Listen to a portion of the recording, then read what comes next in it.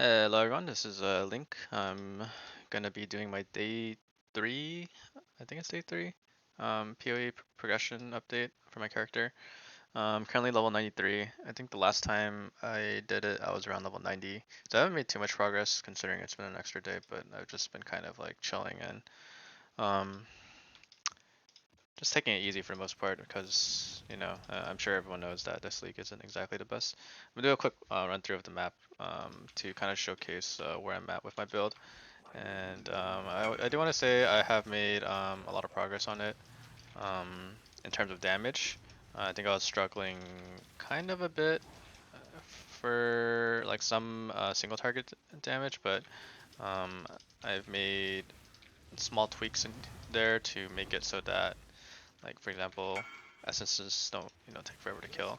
But there's also the fact that there was a pre-patch, or not a pre-patch, there was a hotfix patch that definitely lowered some of the mobs HP pool, especially like those giant essences and certain arch nemesis mods.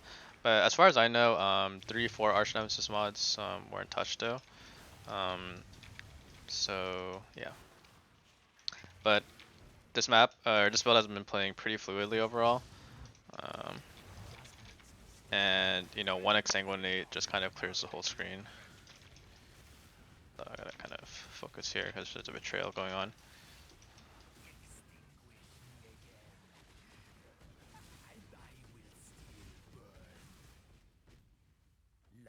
That and do that.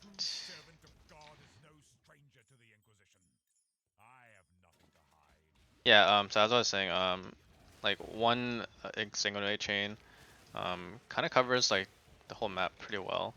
So it's pretty solid. And then, coupling my movement speed with whirling blades, I get to kind of move around the map pretty quickly, especially with the tailwind mastery that Trickster gets now.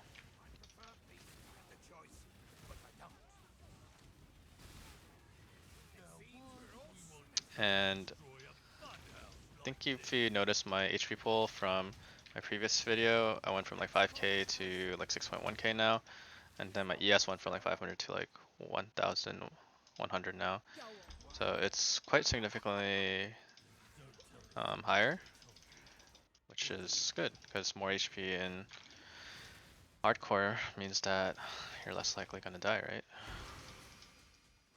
And I think I'm able to map T16s pretty comfortably now, without being too afraid of dying. I mean, there are some things I have to be worried about, but for the most part, it's been pretty good. I know this is an influence map, but um, honestly, I forgot to do that.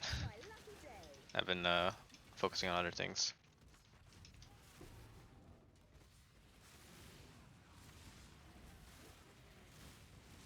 Powering minions. Any fractured? Nope, nothing. It's actually a pretty long map, considering what I wanted to like kind of demo.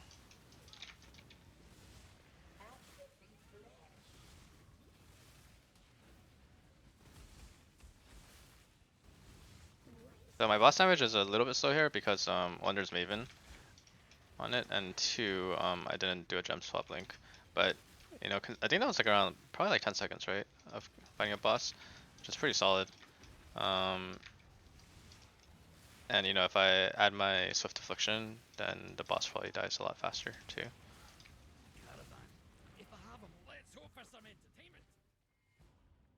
I don't really need to do that, and I don't care about that too.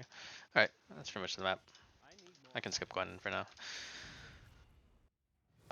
So I kind of want to talk about all the things that I've upgraded.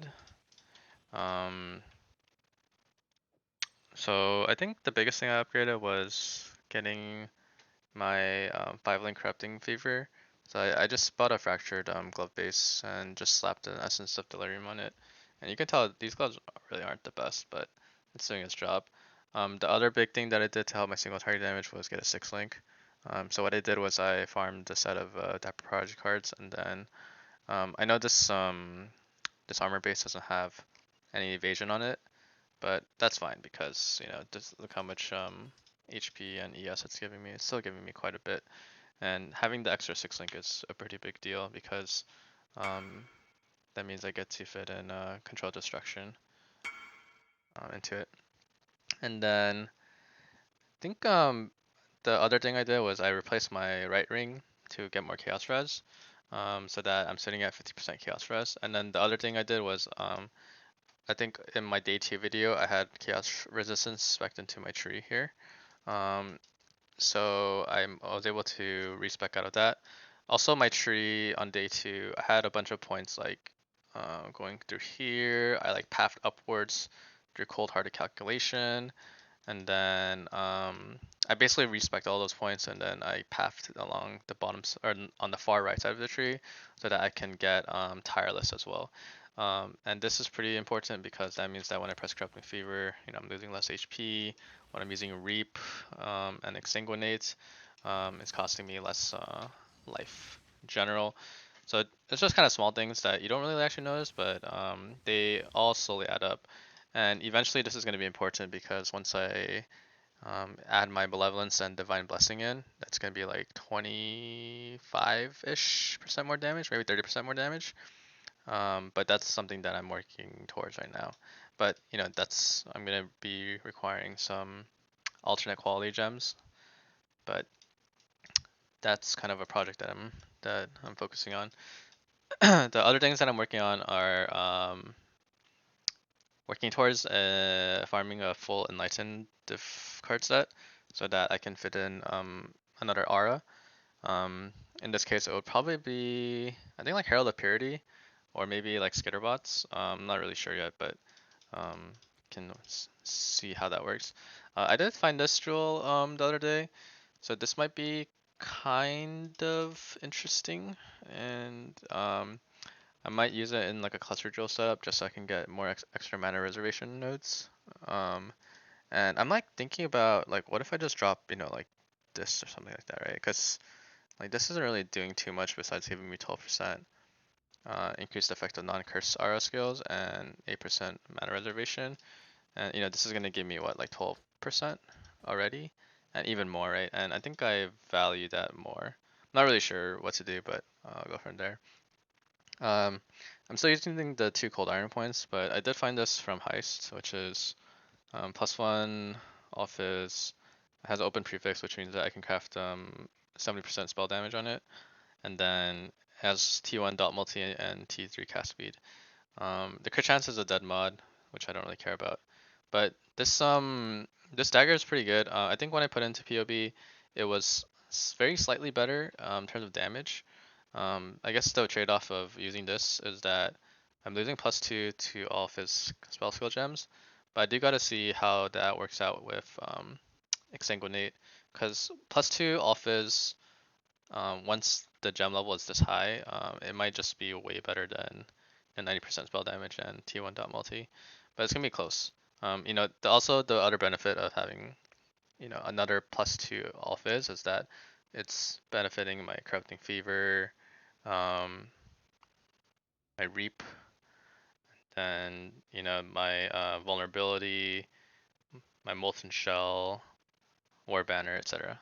Pride, determination, all those auras are being benefited, whereas spell damage and dot multi don't get affected from that.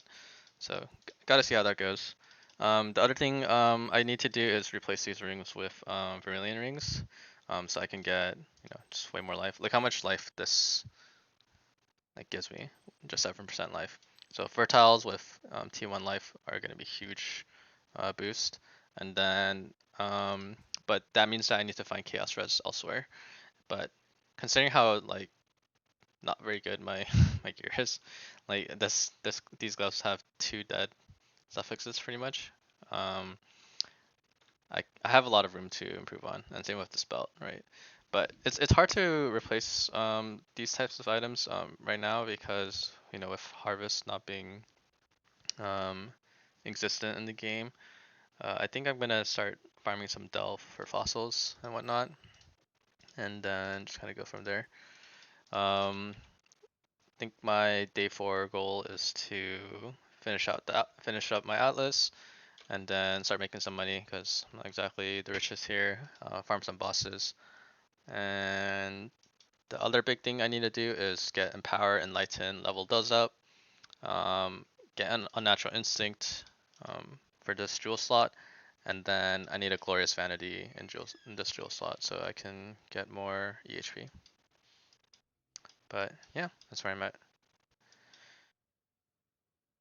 If you have any questions, just feel free to leave them in the comments and I'll get around to them. Hope you're enjoying the build if you're playing it and following the progression if you're following it. Thanks for watching. Bye.